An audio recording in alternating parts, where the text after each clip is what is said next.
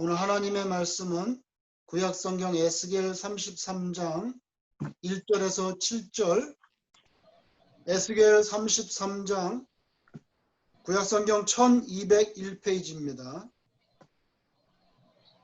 에스겔 33장 1절에서 7절까지 한 절씩 교독하고 마지막 7절을 같이 읽겠습니다. 제가 먼저 봉독합니다. 여호와의 말씀이 내게 임하여 이르시되 인자야, 너는 내 민족에게 말하여 이르라. 가령 내가 칼을 한 땅에 임하게 하자. 그 땅 백성이 자기들 가운데 하나를 택하여 하스폰 삼원. 그 사람이 그 땅에 칼이 임함을 보고 나팔을 불어 백성에게 경고하되 그들이 나팔 소리를 듣고도 정신 차리지 아니하므로 그 임하는 칼에 제거함을 당하면 그 피가 자기의 머리로 돌아갈 것이다. 그가 경고를 받았던들 자기 생명을 보존하였을 것이나 나팔 소리를 듣고도 경고를 받지 아니하였으니 그 피가 자기에게로 돌아갈지라.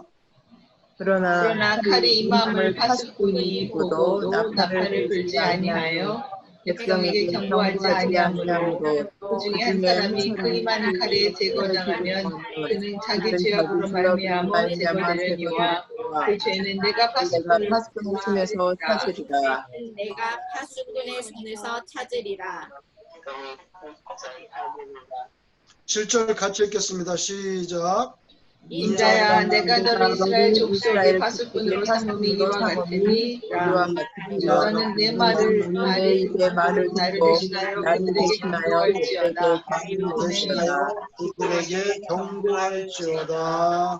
아멘. 오늘 말씀은 이 성공자, 나팔수 이런 제목으로 하나님의 말씀을 전하고자 합니다. 1592년에 임진왜란이 있었는데요. 그 임진왜란 발발 전에 여러 경로로 일본이 조선을 침략할 가능성이 매우 크다는 것, 그것을 여러 사람들이 경고했지만 조선은 대비하지 못했습니다. 그건 왜 그러냐 하면 나라를 세운 이후에 한 200년 가까이 전쟁이 없었기 때문에 이로 인해서 전쟁에 대비해야 한다는 인식조차 약해진 거죠. 여러분, 우리나라 1950년 6.25 터지고 나서 지금까지 전쟁이 없었습니다. 그래서 이제는 사람들이 전쟁에 대해서 가물가물한 거예요. 2차 대전이 끝나고 제대로 나라가 이루어진 대표적인 나라가 코리아하고 이스라엘인데, 이스라엘은 지금까지 최소한 커다란 3번의 전쟁을 겪었습니다. 그래서 이스라엘은 지금도 국민들이 총을 메고 다니지요. 여기저기서. 근데 코리아는 1950년 6.25 동란 이후로 전쟁이 없었기 때문에 마치 1592년 임진왜란을 앞에 둔 것처럼 감각이 약해졌다는 거예요. 일본에 다녀온 통신사들, 그리고 후에 뛰어난 의병장으로 일했던 조헌이라는 같은 이런 분들이 진지하게 일본의 침략 가능성에 대해서 계속해서 상소를 올립니다. 그런데도 선조왕은 관심이 없어요. 1592년 4월 15일 부산 앞바다에 외적 전함 350여 척이 바다에 떴습니다. 그래서 부산으로 상륙해서 조선의 땅과 생명들을 유린했지요. 그게 1592년 4월 15일입니다. 2주 지났습니다. 1592년 4월 30일에 선조는 한양을 버리고 피난길에 나섰습니다. 그러니까 부산에 들어오고 나서 2주일 만에, 불과 2주일 만에 왕이 도망치기 시작하는 거예요. 여러분, 이런 비극적인 역사와 사건 앞에는 언제나 예언자적인 경고의 그런 외침들이 있었지만 우매한 사람들은 귀를 기울이지 않는다는 것입니다. 그래서 결국에는 비극의 길로 나아간다는 거지요. 성경에 기록된 하나님의 말씀이 그렇습니다. 인류 종말에 대한 예언자적인 경고가 부단히 울려 퍼지죠. 구약 시대에는 이스라엘과 유다에 대한 멸망에 대한 경고, 신약에 오면은 인류 종말에 대한 예고적인 경종 속에 하나님의 경륜이 미리 펼쳐져 보여졌지만 인간들이 귀를 막고 듣지 않습니다. 성경에서 경고하는 것은 크게 말하면 두 가지입니다. 그 하나는 신앙의 부패이고 또 하나는 사회의 부패죠. 일반적인 인간 삶의 부패라는 것입니다. 그것을 우리가 잘 아니까 더 이상 언급할 필요도 없는데, 신앙의 부패는 간단히 말하면 성경적으로 볼 때 우상 숭배와 그리고 진리를 왜곡하는 이단이라고 말할 수가 있습니다. 우상 숭배든지 간에 이단이든지 간에, 특별히 한국에 얼마나 많은 이단들이 있습니까? 그 교세가 얼마나 대단합니까? 거기에 목사님은 거의 하나님처럼 되어 있습니다. 여러분, 우상 숭배든지 이단이든지, 그러나 전부 하나님과는 전혀 관계가 없는 사항이라는 거예요. 겉으로 보면 우상 숭배와 이단처럼 그렇게 간절하고 뜨거운 풍경은 없습니다. 바른 신앙, 정통이라고 하는 곳에 가보면 어떨 때는 냉랭하고 그야말로 정적으로 보일 정도예요. 근데 여러분, 겉으로 보이는 거하고 다를 수가 있습니다. 위기가 올 때 누가 목을 내놓고 피를 쏟는지는 두고 봐야 될 거죠. 갈멜산에서 엘리야와 바알의 선지자들이 한판 붙었을 때 어땠습니까? 엘리야가 갈멜산에서 한 게 뭡니까? 여러분, 성경을 읽어보면 엘리야가 한 거는요, 저녁 때쯤 됐을 때 겨우 조용한 기도 한 자라, 그게 답니다. 대단히 냉랭합니다. 열왕기상 18장 36절에 이렇게 기도했습니다. 간단한 기도했어요. 아주 간단해. 아브라함과 이삭과 이스라엘의 하나님 여호와여, 주께서 이스라엘 중에서 하나님이신 것과 내가 주의 종된 것과 내가 주의 말씀대로 이 모든 일을 행하는 것을 오늘 알게 하소서. 이게 끝입니다. 이게 전부 다예요. 근데 바알 선지자들은 어땠습니까? 성경의 표현을 그대로 옮겨오면 열왕기상 18장 26절, 아침부터 이제 난리가 난 거예요. 아침부터. 열왕기상 18장 29절, 정오가 지났고 그리고 저녁 소제 드릴 때까지, 그러니까 아침부터 저녁까지 그야말로 거짓 선지자 450명이 미친 듯이 제단 주위를 돌면서 소리쳤습니다. 불을 내려달라고. 성경에 보면 심지어 칼과 창으로 자신들의 몸을 자해까지 했잖아요. 생각해 보세요. 여기저기서 피를 흘리는 바알 선지자들이 바알의 제단 주위에 마구 뛰면서 절규합니다. 이보다 더 드라마틱하고 장엄하고 열정적인 풍경이 없다. 그러나 하늘에서 내려온 불은 오직 엘리야의 제단에만 임했다는 것. 이런 모든 과정을 겪었으면서도 이스라엘 백성들은 하나님께로 돌아오지 않았습니다. 결국 바벨론이 하나님이 경고한 대로 유다를 침공해서 나라가 망하고, 그때 이후로 대략 2500년 이상 나라 없는 백성으로 살아야 했어요. 성경에는 여러 예언자들의 경고가 기록되어 있습니다. 그러나 이스라엘은 들을 귀가 없었다는 거지요. 예수님이 오셔서 하는 말씀 뭡니까? 들을 귀 있는 자는 들을지어다. 우리 귀 없는 사람 있습니까? 귀가 다 있죠. 저는 귀 없는 사람 딱 한 번 봤는데, 제가 부교육자로 있을 때 그 중고등부 아이 중에 선천적으로 태어날 때 귓바퀴가 없어요. 그러니까 귀가 한쪽이 이렇게 막혀버린 거예요. 그런 사람 빼고는 정말 드문 경우죠. 그런 경우는. 그런 경우 빼고 다 귀가 있는데도 예수님이 뭐라고 말씀합니까? 귀 있는 자는 들을 자. 그럼 뭘 말합니까? 영적인 귀가 없다는 거예요.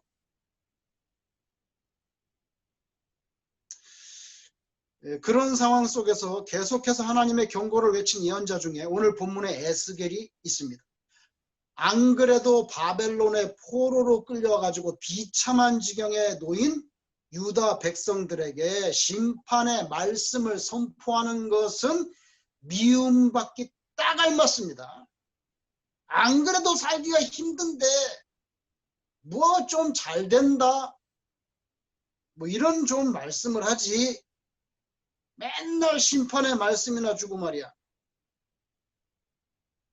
그러나 오늘 본문 말씀에서 그는 자신의 역할, 곧 오늘날 그리스도인들의 역할이 어떠해야 되는지를 유감없이 여기에 드러내주고 있습니다.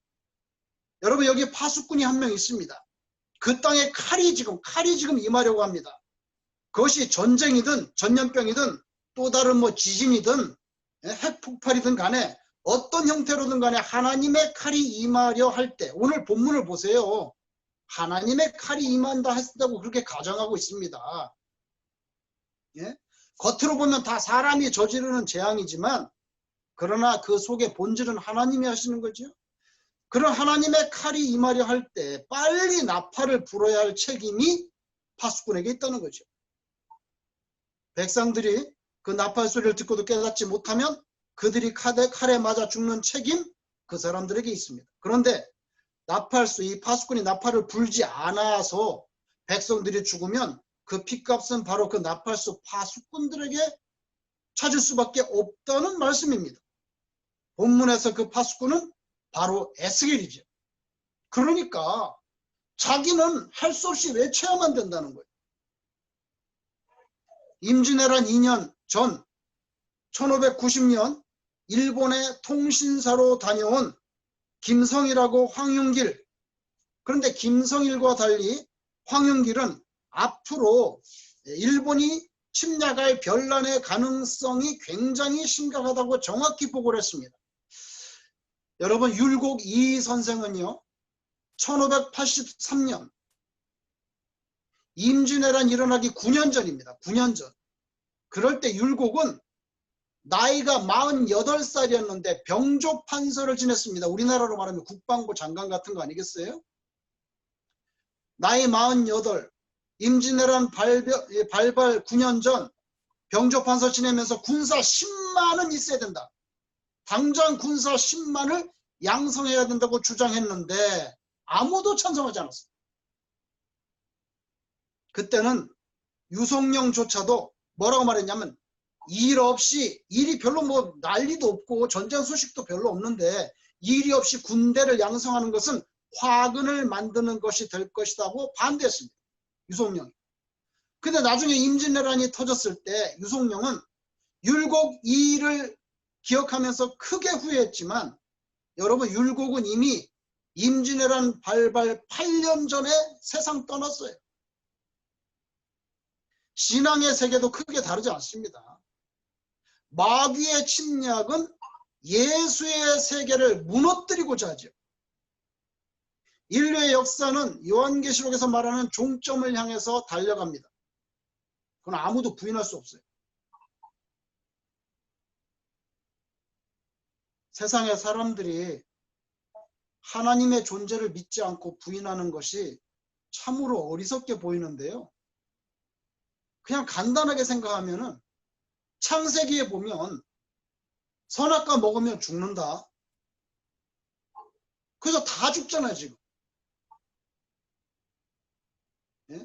어떤 정도 나이가 되면 다 죽잖아요. 선악과 먹은 원죄가 우리에게 유전으로 흘러내리니까 다 죽어요. 그게 하나님의 말씀대로 다 되고 있는데도 절대 믿지 않아요. 한국에 살면서 미국에 한 번도 발을 미국 땅에 디뎌보지 못한 사람들도 미국이란 나라가 없다고 말하는 사람은 한 명도 없어요, 이 세상에. 왜? 자기가 안 가봤는데도 다 매스컴을 통해서 보고 사람들한테 들었기 때문에 이 세상에 미국이라는 존재가 없다고 생각하는 사람은 아무도 없어요. 근데 성경을 통해서 끝없이 하나님의 나라에 대해서 말씀해 주는데 믿지 않아요. 미국이 있다는 건 믿는데 하나님의 나라에 있다는 건 믿지 않아요. 미국도 안 가봤고 하나님 나라도 안 가봤는데 미국은 믿는데 한국은, 저 하나님의 나라는 안 믿는다. 여러분, 코로나 바이러스로 인한 인간 세계 이 팬데믹 현상이 그 종점, 인류 역사의 종점을 향한 어떤 구체적인 출발에 작정된 격발 장치냐 아니냐, 이게 작정된 격발 장치가 될지 아닐지는 앞으로 한 5년 정도 지켜보면 판명 날 것입니다. 지금은 잘 몰라요. 근데 5년 지나면 알게 될 것 같아요. 이전에도 금융과 의료 정보의 실무적인 간소화, 효율화, 추적의 용이성을 위해서 이미 일부 실제화되고 있는 베리칩이 있습니다. 네덜란드 같은 경우는 다 팔뚝에다가 이미 베리칩 쏘았다고요. 쏘고 있어요.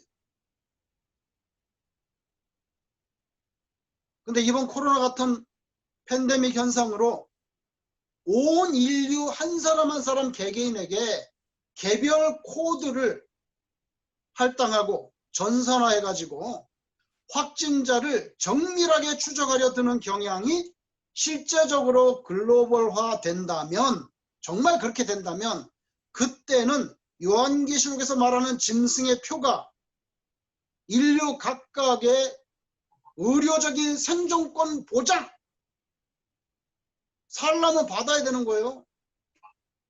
그런 의료적인 생존권 보장을 위한 필수 조치다 그러면서 구체화될 수도 있을 거예요.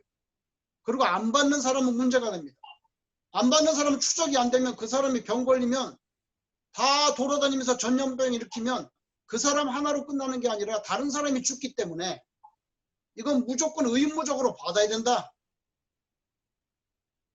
만약에 그렇게 된다면 여러분, 현재 QR코드 같은 거는 이것을 위한 미미한 그런 실험적인 초기 단계로서는 꽤 인상적으로 보입니다. 개별 코드 다 분배할 수 있어요. 에스겔만 나팔수가 아닙니다. 예수를 먼저 믿게 된 모든 신자들, 다시 말해서 이 땅에 칼이 임하는 것을 먼저 보게 된 이들에게는 아직 깨닫지 못한 이들에 대한 나팔수가 되어야 될 그런 책임이 주어지는 거죠. 그래서 예수님께서 사마리아와 땅끝까지 전하라는 거 아니겠습니까? 그게 뭡니까? 나팔 불라는 거죠. 그게 뭐예요? 나팔을 불지 않아서 당하게 되는 희생, 예수를 부르짖지 않아서 다른 사람들이 지옥으로 들어가게 되는 비극에 대해서는 나팔수의 사명 완수 여부가, 나팔 불었냐 안 불었냐, 그게 먼저 심판대에 올려질 것이라는 말씀이 오늘 에스겔의 말씀이잖아요. 디모데후서 4장 2절에 보면 바울이 영적인 아들 같은 디모데에게 뭐라고 권면합니까? 너는 말씀을 전파하라. 때를 얻든지 못 얻든지 항상 힘쓰라. 밤낮으로 나팔을 불어야 된다는 말씀입니다. 나팔수로서의 사명을 기록했던 에스겔 말씀의 또 다른 바울 버전이에요. 여러분, 한국에는 1948년 처음으로 대한민국에 오늘날 우리가 말하는 현대식 군대, 정식 대한민국 군대가 1948년에 세워진 이래로 일선 군부대에서 기상과 취침 점호 때는 물론 국기 개양식, 국기 하강식 반드시 나팔을 불었습니다. 한때는 중대 단위까지 나팔 2개씩 보급됐는데 점차 사라지더니 1990년 이후부터는요, 각급 부대에 방송시설이 잘 갖춰지더니 이게 나팔수가 국기 개양대 밑에 나가서 불던 건 없어지고 방송이 나오는 거예요. 방송으로 이제 나팔 녹음한 거. 그러다가 급기야 2004년에는 한국 군대에서 실제적인 나팔수가 완전히 사라졌습니다. 2004년이에요. 여러분, 육신의 생명을 위협하는 위기 앞에서 기독교에도 디지털 문명 발달로 인해서 아날로그 나팔이 사라지는 시대, 이번에 코로나 팬데믹으로 인해서 교회의 예배당 나팔도 자연스럽게 사라지는 것을 우리는 목도할 수 있었습니다. 많은 교회와 목사님들이 이제 이제 목회의 새로운 패러다임을 짜야 될 분명한 시기에 도달했다고 저마다 난립니다. 그것은 곧 앞으로는 인터넷 예배 시대, 디지털 매체를 통한 신앙생활 시대가 된다는 예견입니다.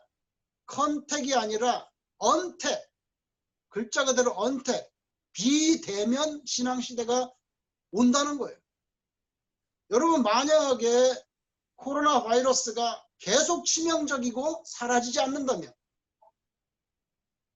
그러면 그렇게 될 수가 있겠죠? 비대면 신앙 체계를 구축할 충분한 동기, 또 그만한 기술적 역량이 무르익었다는 것. 여러분, 비대면 신앙 세계를 구축할 충분한 동기가 뭡니까?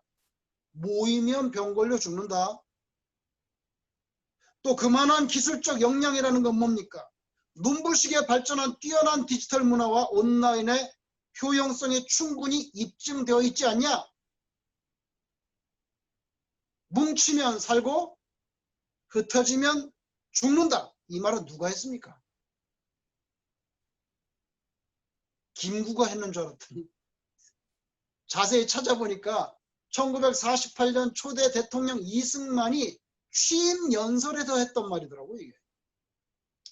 근데 그 이승만 대통령이 취임 연설에서 뭉치면 살고 흩어지면 죽는다 그랬는데, 그 말도 원래는 찾아보니까 미국의 유명한 벤자민 프랭클린 있죠. 벤자민 프랭클린이 운영했던 신문사가 있는데, 펜실베니아 가제트라는 그 정치 만화가 있었는데, 그 정치 만화에 join or die,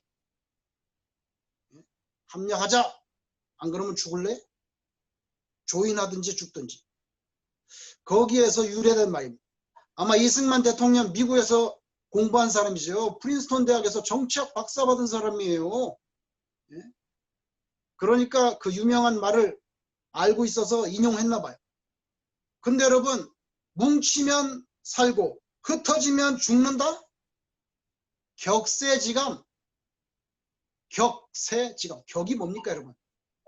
격일, 격월로 하자. 격은 떨어진다는 뜻입니다. 격세? 세상이 바뀌었다는 거예요. 격세지감이에요. 지난 몇 달 동안 뭉치면 죽어, 흩어지면 산다, 그렇게 반대가 됐습니다. 여러분, 이런 시대가 인류 역사의 처음인 것처럼 자꾸 생각이 들죠? 아닙니다.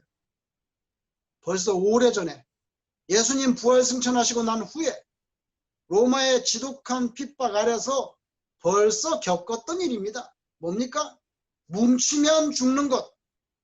곧 모여서 예배드리다가 발각되면 모조리 사자밥이 되거나 끓는 기름 가마 속에 들어가거나 로마의 어떤 화려한 도심 밤길에 불을 밝히는 가로등 기둥용으로 화형당할 것이 뻔한 사실입니다.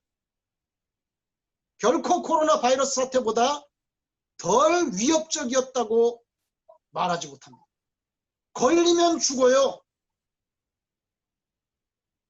그런데도 그들은 모여서 예배를 드렸고 순교를 당했습니다. 뭐 빨리 죽는 것도 그렇게 나쁠 것도 없어요. 사실은 빨리 죽으면 죄를 조금이라도 덜 짓게 되니까 좋은 점도 있어요. 여러분, 문제가 여기에 있습니다. 실제로 조사한 바에 의하면 지난 몇 달간, 구체적으로 4, 5, 6 몇 달간 예배당에 나갈 수 없었던 기존 신자들의 인터넷 예배 참석률이 어떠냐는 거예요. 그 전에 계속 예배당에 가서 예배를 잘 드리던 사람들이 지난 몇 달 동안 인터넷 예배에 잘 참석했느냐는 것입니다. 불행하게도 제가 여러 군데를 확인했는데 통계해 보니까 물리적인 예배당 참석에 버금가는 수준으로 인터넷 예배에 잘 참여했다면 다행인데, 실제로 조사한 통계는 그렇지가 않고 예배 참석률이 아주 현저하게 낮았다는 거예요. 그냥 보통 낮은 게 아니라 아주 낮았다는 거예요. 그 말은 집에 있으면서 인터넷 예배에 참여 안 한 사람이 너무 많다는 거예요. 집에 있으니까 더 편리하고 인터넷 켜서 예배 드릴 것 같지만 그렇게 안 된다는 거예요. 사실은 통계는 그렇지 않다고 보여주겠어요. 인간이 어리석은 게 뭔지 아세요? 제일 먼저 자기 느낌을 믿는다는 거예요. 예배당 안 가도 뭐 집에 앉아서 인터넷 켜서 예배 드리면 되지. 내 느낌이에요. 내 느낌. 근데 중요한 건 느낌이 아니라 통계가 말하는 팩트예요. 지난 몇 달 동안 현저하게 낮았다. 현실적인 육신 생명의 위협, 발달된 문명 이기들의 압도적인 설득력, 뭐 이런 거 마땅히 고려돼야 하지만 우리의 결론은 여러분 성경으로 돌아가는 것밖에 없잖아요. 우리 기독교에는요 성경밖에 없어요. 경전이. 훌륭한 목사님이 쓴 수필이 우리의 경전이 될 수가 없어요. 신학적인 논문이 우리의 신앙 규범이 될 수가 없어요. 우리의 마지막 결론은 성경이잖아요. 그거 아니면 예수 믿는 사람이 아닌 거지. 성경에 뭐라고 말합니까? 사도행전 5장 42절에 보면 사도들은 매일매일 어디에서나 주의 복음을 전하는 모습을 볼 수 있습니다. 그들이 느꼈던 생명의 위협 수준? 걸리면 사자밥인데? 찢겨서 죽는데? 기름가마에 들어가거나 에베소 거리에 묶어놓고 기름 붓고 가로등으로 화용시키거나 여러분 결코 코로나 바이러스보다 생명에 대한 위협 수준이 약했다고 보지 않습니다. 그런데도 사도행전 5장 42절 그들이 날마다 성전에 있든지 집에 있든지 예수는 그리스도라고 가르치기와 전도하기를 그치지 아니하니라.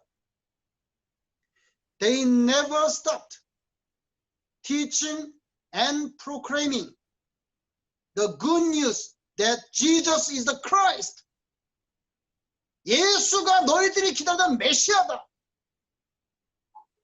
They never stopped teaching and proclaiming. 여러분 혹시 자신의 경고 나팔 소리를 듣고도 성에 있는 사람들이 주의하지 않아서 자신이 나팔 부는 게 별로 소용이 없구나.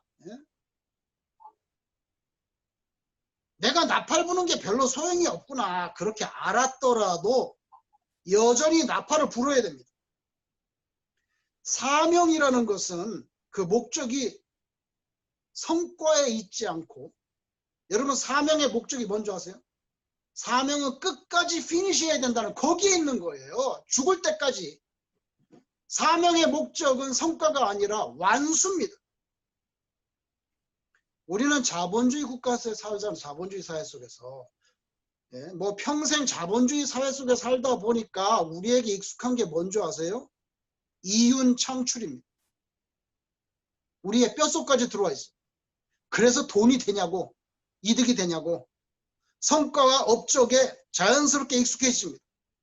그러다 보니까 오늘날 우리들이 주님의 일을 함에 있어서도 주님의 일, 세상 일이 아니야. 주님의 일, 뭐 교회 일, 구역 일, 주님의 일을 함에 있어서도 하나님 앞에서 사명자로 살아가는 것이 아니라 사업가가 되려고 하는데 거기에 우리의 문제가 있는 거죠. 문제가 있는 거예요. 조 목사는 사명자가 되지 않고 사업가가 되고 싶어 한다면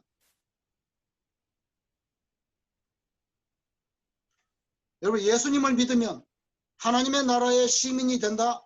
그렇게 나팔을 부는 것이 우리의 사명입니다. 반대는 지옥 간다. 오늘날 기독교회에서 지옥에 대한 설교는 사라졌습니다.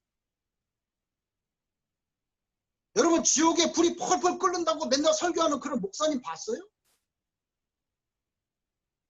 특별히 한국 교회건 미국 교회건 간에 제가 볼 때 교회에서 지옥에 대한 설교는 사라졌어요. 가장 리얼하고 확실한 메시지인데 그게 사라졌단 말이에요. 일어나라, 칼이 임한다. 안 그러면 죽는다. 간단한데 그거 안 한다는 거죠. 예수 안 믿으면 그러면 지옥인데 간단한데 당신의 손가락을 촛불 위에 5초만 얹어놓고 지옥을 기억해보라. 감리교의 창시자 존 웨슬리가 했던 말입니다. 너의 손가락을 촛불에 5초 정도 올려놓고 지옥에 대해서 생각해보라. 오늘 본문 말씀은 우리에게 한없이 불편한 진실을 퍼부어줍니다. 파수꾼이 나팔 자체를 불지 않아서 근처 사람들이 대책 없이 죽어간다면 나팔을 불지 않았던 그 파수꾼에게 결국 간접적으로 살인죄를 적용하겠다는 것이 하나님의 뜻입니다. 오늘 본문 6절 그러나 칼이 임함을 파수꾼이 보고도 나팔을 불지 아니하며 백성에게 경고하지 아니하므로 그 중에 한 사람이 그 임하는 칼에 제거당하면 그는 자기 죄악으로 말미암아 제거되려니와 그 죄는 내가 파수꾼의 손에서 찾으리라. 잠언은 참 귀한 말씀입니다. 잠언 15장 31절 생명의 경계를 듣는 귀는 이렇게 생명의 경계를 듣는 귀는 뭡니까? 경고가 떨어질 때 이렇게 리슨하는 그 귀, 생명의 경계를 듣는 귀는 지혜로운 자 가운데 있느니라. 뭡니까? 진짜 지혜로운 자는 나팔이 울려 퍼질 때 이렇게 귀를, 그런데 이런 복음적인 결실이 맺어지려면 먼저 전하는 나팔이 울려 퍼져야 되잖아요. 울려 퍼져야 뭘 듣든지 말든지 하지. 나팔 소리가 안 나는데 뭘 들어요? 듣기는 나팔 소리가 안 나는데. 그래서 로마서 10장 17절 그러므로 믿음은 들음에서 나며. 나팔이 있어야 된다는 거예요. 그러나 로마서 10장 16절에 하나님께서 그러나 그들이 다 복음을 순종하지 아니하였도다. 나팔이 막 울려 퍼졌는데도 듣지 않았다는 거예요. 그렇게 탄식하십니다. 그들이 다 복음을 순종하지 아니하였도다. 파수꾼이 나팔을 불어도 눈에 보이는 가시적인 성과는 있을 수도 있고 없을 수도 있습니다. 그러나 하나님 앞에서는 일단 나팔을 부는 그 순종하는 자세, 그 자체가 성공입니다. 왜냐하면 하나님께서 우리에게 주신 그 사명을 네가 완수했구나. 하나님은 그렇게 결론 내리기 때문에. 저와 여러분은 에스겔처럼 나팔수입니다. 그 사명을 다 완수하면 성공입니다. 저와 여러분이 성공한 나팔수가 되기를 주님 이름으로 축원합니다. 기도하겠습니다.